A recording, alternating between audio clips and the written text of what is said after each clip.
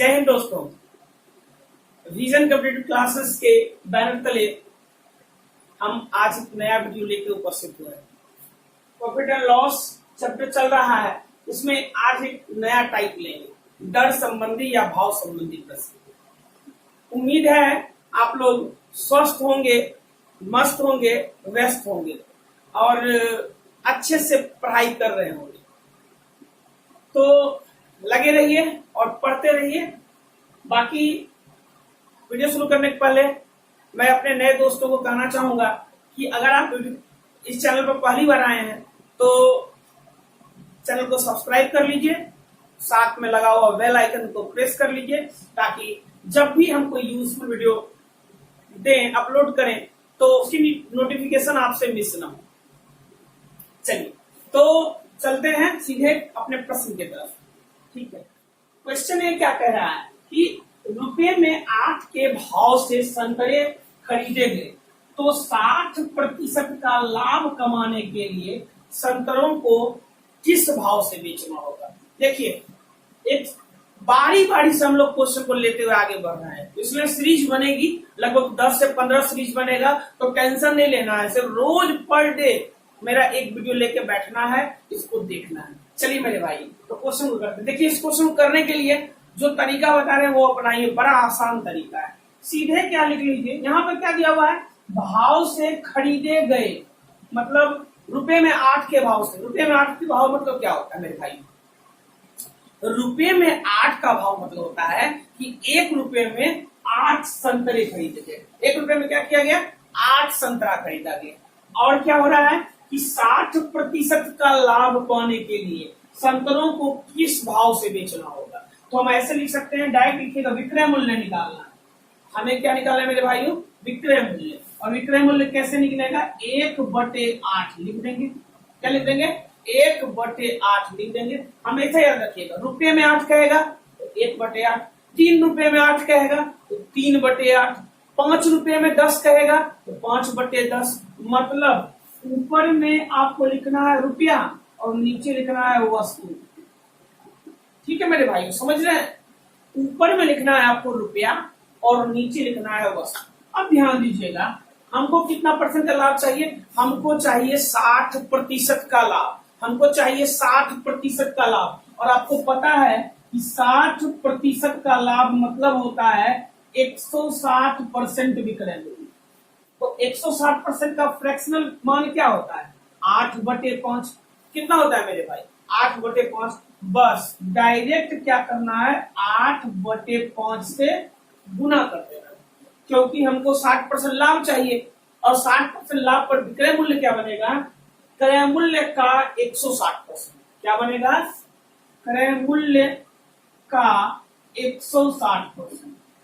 यही तो बनेगा, क्रय मूल्य का 160%। और क्रय मूल्य कितना है, ये जानते हैं 1/8 क्या होता है, 1/8 होता है एक संतरा का क्रय मूल्य। एक संतरा का क्रय मूल्य का 160%। 160% मतलब क्या होता है मेरे भाई, 8। तो हमने निकाल दिया, देखिए 8 कैंसिल हो गया, क्या आ गया 1/5। और 1/5 यह बताता है कि 1 रुपये में हमने क्या बोला था मेरे भाई, ऊपर में होता है रुपया और नीचे होता है वस्तु। तो बोलिए, आप बताइए, 1 रुपये में 5 के भाव से बेचेगा। 1 रुपये में कितना भाव से बेचेगा, 5 के भाव से। बस हो गया।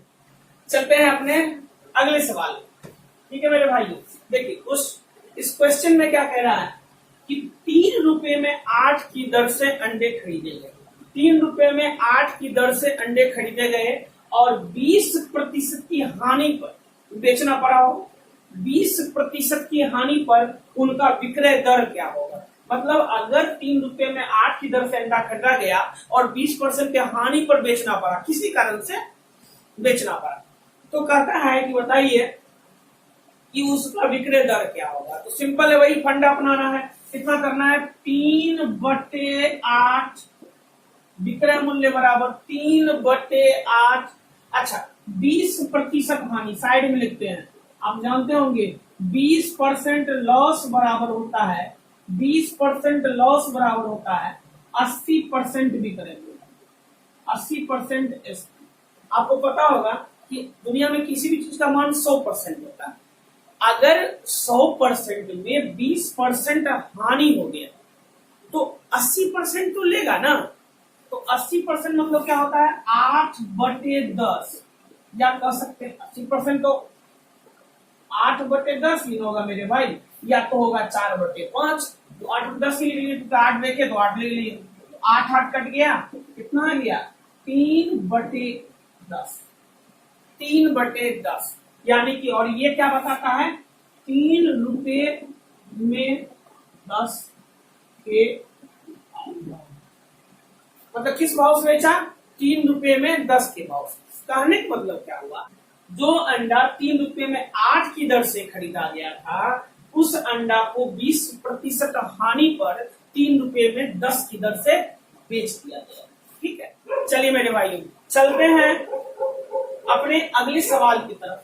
अगला सवाल क्या कह रहा है कि 9 रुपए में 13 के भाव से कलम खरीदे गए। अब क्या करता है तो 22.22% का लाभ पाने के लिए उसे किस दर से बेचना। ठीक है, चलिए तो कैसे बनाएंगे, दिमाग लगाइएगा।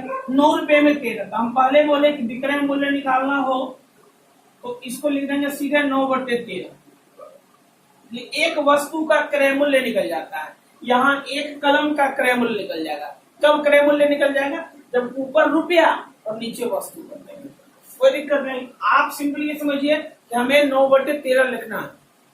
अब 9/13 को हमने किससे मल्टीप्लाई करना है, अच्छा 22.22%, ये पहचाना हुआ भिन्न है, हमको पता है, हमको लगता है कि आप लोगों को ध्यान होगा इसके बारे में। 22.22% मतलब होता है 2/9। 2/9 कैसे आप ही समझते हैं, इसका होता है 2 इंटू 11.11%। ठीक है, और ये क्या हो जाएगा 2 इंटू 1/9 बराबर हो जाएगा 2/9। इसका मान होता है 1/9। 1/9 तो ये हो गया 2/9। अब देखिएगा यहाँ पर क्या करें, किससे गुना कर देंगे हम, 2 लाभ लेना है, सॉरी, तो यहाँ पर क्या करना है 22.22% का लाभ लेना है ना। तो विक्रय मूल्य क्या हो जाएगा 9/2 का लाभ। 9/2 का लाभ यानी कि 9/2 का लाभ क्या हो जाएगा 11/9। मेरे भाई अगर इतना का लाभ लेना है, मतलब इसका मतलब क्या हुआ 9 रुपया पर 2 रुपए का लाभ। तो 9 रुपया पर 2 रुपए का लाभ होगा तो बन जाएगा क्या 11/9। 11/9 तो इसका निकाल देंगे 11/9, 9 कैंसिल, यानी कि 11 रुपए में 13 के भाव से। बस यही सिंपल है। देखिए यहां क्या कर रहा था 22.22% का लाभ हो, तो 22.22% का लाभ कब होगा, जब क्या करेंगे, इसका मतलब होता क्या है पहले ये समझिए। इसका मतलब होता है 9 पर 2 रुपए का लाभ।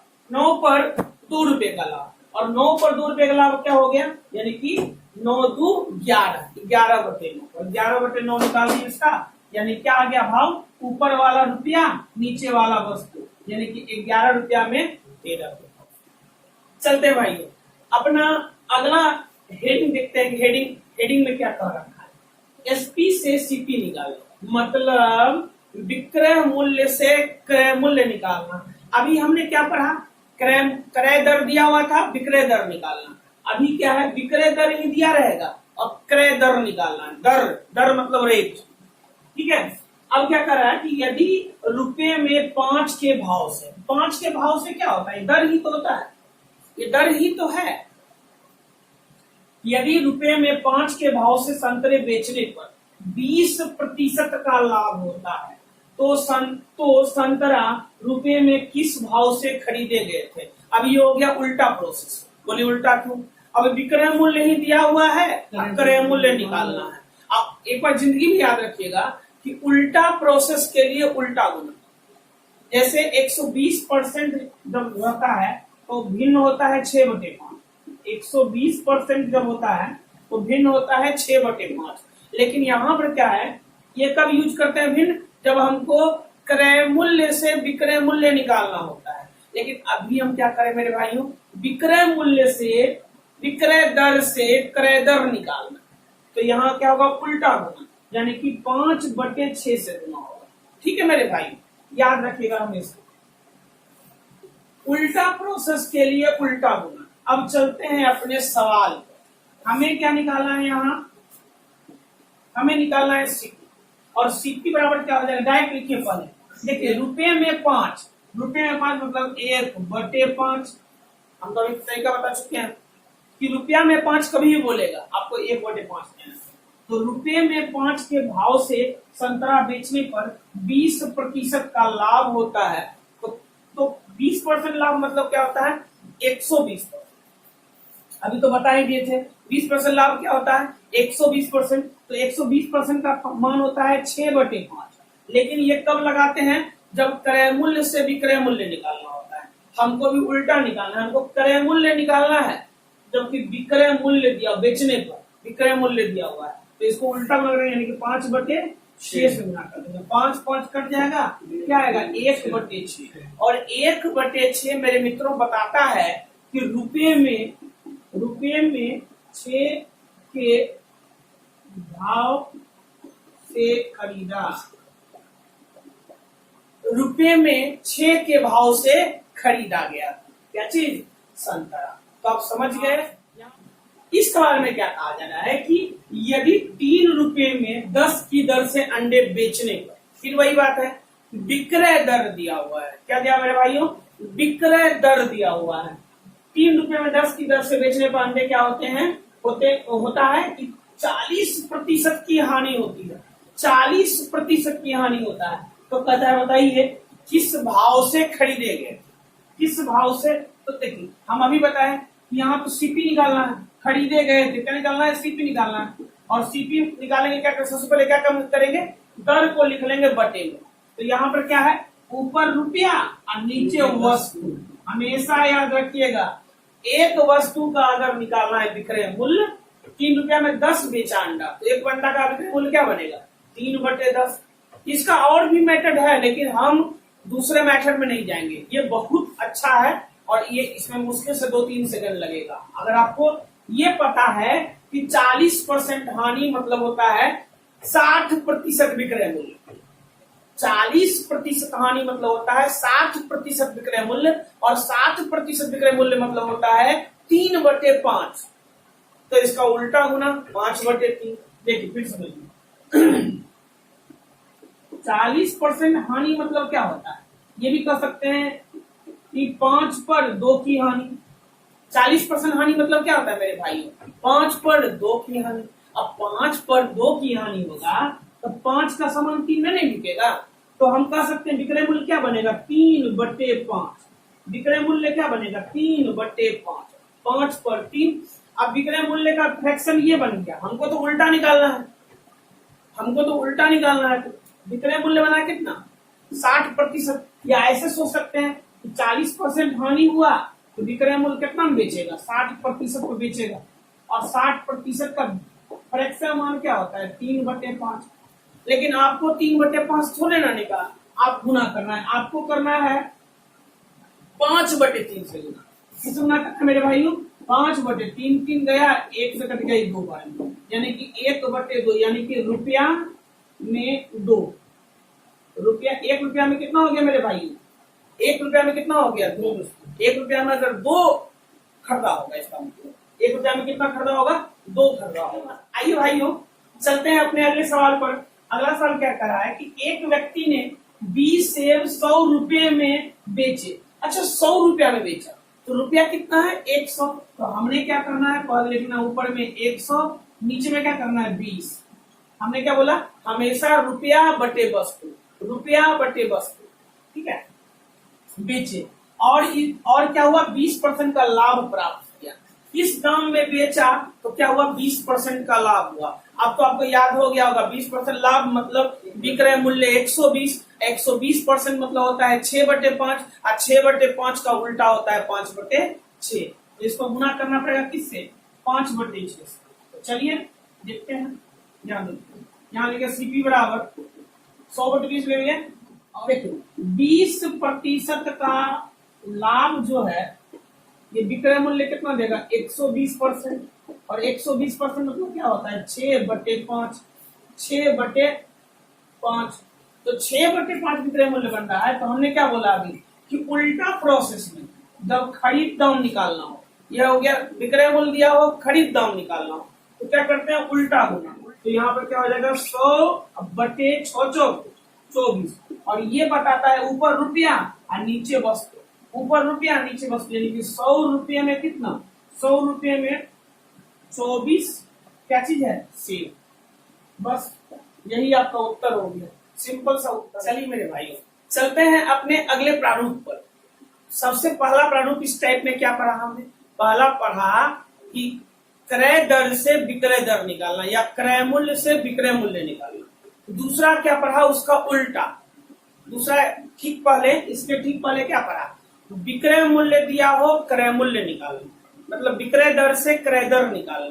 और तीसरा अब ये जो प्रारूप है, प्रारूप 3 जो है, इसमें कहा जा रहा है, ये भी भाव संबंधी प्रश्न ही है, दर संबंधी प्रश्न ही है, लेकिन इसमें क्या है विक्रय मूल्य से विक्रय मूल्य निकालना।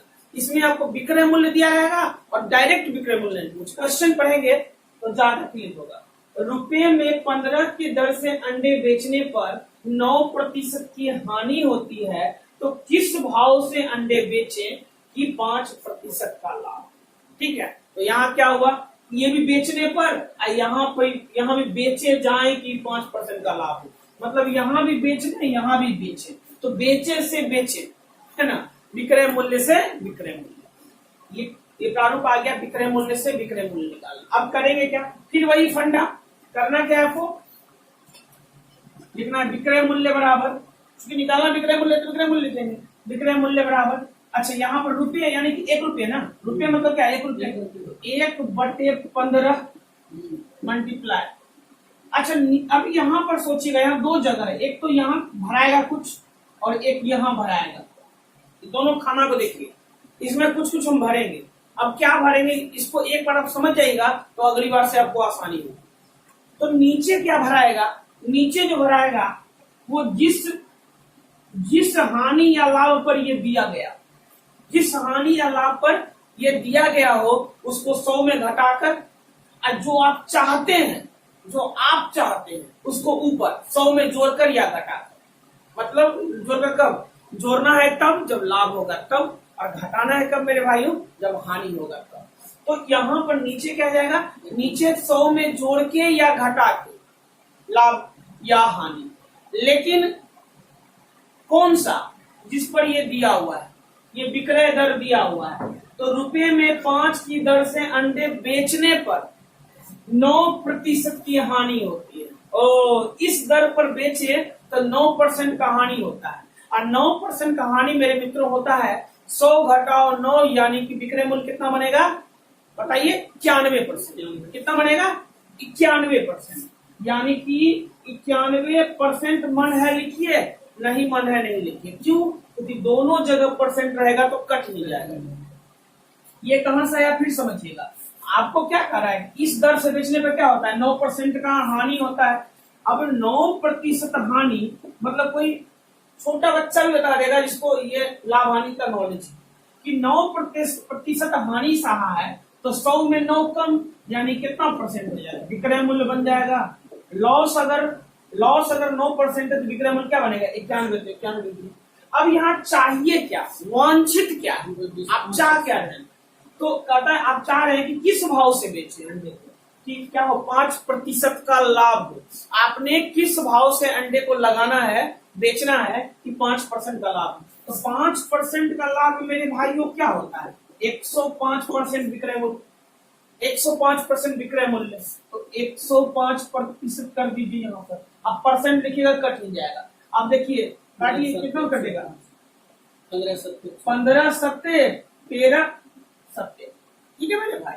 अब देखिए 15 गया तो क्या आ गया 1/13, 1/13, और ये बताता है कि 1 रुपये में 13, क्या बताता है 1 रुपये में 13 के भाव से बेचा जाएगा। सिंपल, बोलिए आप एक बार फिर से समझ जाइएगा कि जिस या हानि पर अगर दिया हुआ है तो 100 में घटा के नीचे, अगर ये दर जो है लाभ पर दिया हुआ है तो 100 में जोड़ के नीचे। ठीक है, एक क्वेश्चन और ले लेते हैं, देखते हैं। चलिए मेरे भाई चलते हैं अपने अगले सवाल की ओर। अगला सवाल क्या कह रहा है कि 80 बॉल पेन 140 रुपए में बेचने, 80 बॉल पेन 140 रुपए में बेचने पर एक विक्रेता को 30% की हानि हो जाती है। ठीक है, तो कहता है हानि तदनुसार 30% का लाभ पाने के लिए क्या करता है कि 104 रुपए में कितने बॉल पेन बेचने होंगे। अब चलिए, तो वैसे ही लिखेंगे, हमको क्या निकालना है, विक्रय मूल्य। हमें जो है यहाँ विक्रय मूल्य से विक्रय मूल्य निकालना है, तो क्या करेंगे, एसपी बराबर लिख देंगे सीधे रुपया बटे वस्तु, यानी कि 140 बटे 80। और ये सब करने में आपको टाइम नहीं लगेगा, आप मानिए ना, बहुत आसान। बस आप देखते जाइए क्या स्टेप करते हैं, ऊपर रुपया नीचे वस्तु, ये लिख दिया। अब क्या करना है, 30% की हानि हो जाती है। 30% हानि मतलब क्या होता है, नीचे 70%। हमने क्या बोला, लाभ या हानि को 100 में जोड़कर या घटाकर नीचे लिखेंगे। जिस लाभ या हानि पर ये वाला दर दिया होगा, तो ये वाला जो दर है मेरे भाइयों, वो किस दर पर दिया, बचने पर 30% की हानि हो जाती है, तो 70% नीचे। अच्छा, कितना परसेंट लाभ चाहिए, 30% का लाभ चाहिए, तो 130 ऊपर, 130 ऊपर। ठीक है, तो देखो अब 70 दूनी मेरे भाइयों, 70 दूनी कितना हो गया, 140, 2 से कट गया 40 बार में, 0 0 कट गया, 0 0 कितना आ गया, भाव 13/4। ऊपर होता है रुपया, ऊपर क्या होता है रुपया, नीचे होता है वस्तु, यानी क्या हो गया कि 13 रुपए में 4 वस्तु, 13 रुपए में 4 वस्तु। अच्छी बताइए, जब 13 रुपए में 4 वस्तु होगा, हाँ 13 रुपए में 4 वस्तु क्या करना होगा, बेचना होगा, तो कहता है 104 रुपए में कितने पेन बेचने होंगे। तो 13 रुपए में 4 वस्तु कह सकते हैं, या पेन है तो पेन कह लीजिए। अरे क्या फर्क पड़ता है, पेन हो, वस्तु हो, अंडा हो, मुर्गी हो, कुछ भी, हमको तो आंसर न रखना है सही से। तो कहीं हो सकता है इतना पढ़ाएं, कहीं मिस्टेक से कुछ भुला भी गया अलग नाम भी, तो उसको अदरवाइज मत लीजिएगा। अब सीधा समझिए हमको निकालना क्या है, हमको निकालना है भाई 13 रुपया में जो 4 पेन या 4 वस्तु या कुछ भी आ रहा है, तो 104 रुपए में कितना है, 104 रुपए में कितने पेन बेचने होंगे।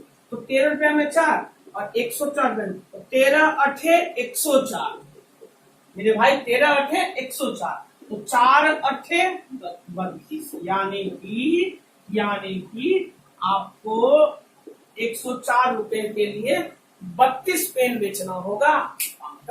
बस चलते मेरे साथियों अपने अगले सवाल की ओर। सवाल वही है, बस थोड़ा सा लैंग्वेज का फेर है, आप देख सकते हैं सवाल को, और अब खुद से वीडियो को रोक के खुद से इसको ट्राई कीजिएगा ईमानदारी से। ठीक है, चलिए मैं तो बना ही दूंगा, लिखाऊं तो। चलिए क्वेश्चन क्या कह रहा है कि 40 रुपए में 45 के दर से आम बेचने पर एक फल विक्रेता को 20% की हानि होती है, तो वह 24 रुपए में कितने आम बेचे कि 20% का लाभ। अच्छा मेरे भाई देखिए, हमने क्या बोला था कि एसपी जब निकालना तो क्या कीजिए, 40 रुपया बटे वस्तु, तुरंत सेकंड में करना है काम, मल्टीप्लाई बाय। अच्छा ये किस पर दिया हुआ है, किस लाभ पर की हानि पर, ध्यान दीजिए क्या कर रहा है कि 20% की हानि होती है, मतलब ये चीज जो है ना, ये चीज 20% हानि पर दिया हुआ है, और 20% हानि पर विक्रय मूल्य क्या होता है 80%। 20% हानि पर विक्रय मूल्य क्या होता है 80%, और आपको चाहिए कितना, आपको चाहिए 120, तो 40 दूनी 40 दिया, और 3 से कट गया 15 बार में, और आप काट सकते हैं 15, अच्छा काट लीजिए 5 से 15 की चल, 15 और 2 से काट लिए 4 बार, मतलब क्या हो गया 4/3, 4/3 मतलब 4 रुपए में 3, और तो कितना कर रहा है 24 रुपए में ना, तो 24 रुपए में इधर 6 गुना, तो इधर भी 6 गुना, यानी कि 18 ₹24 में 18, बस क्लियर है, देख लीजिए, निकाल लीजिए। तो इस तरह से हम लोग आगे चलते, अब आगे नेक्स्ट टाइम मिलेंगे फिर, और तब तक के लिए व्यस्त रहिए, मस्त रहिए, पढ़ते रहिए, और साथ ही साथ अगर वीडियो अच्छा लगा, अगर मेहनत अच्छी लगी तो वीडियो को कर दीजिए लाइक और चैनल को कर दीजिए सब्सक्राइब। मिलते हैं फिर नए वीडियो में पूरे जोश खरोश के साथ। तब तक के लिए जय हिंद, जय भारत, वंदे मातरम।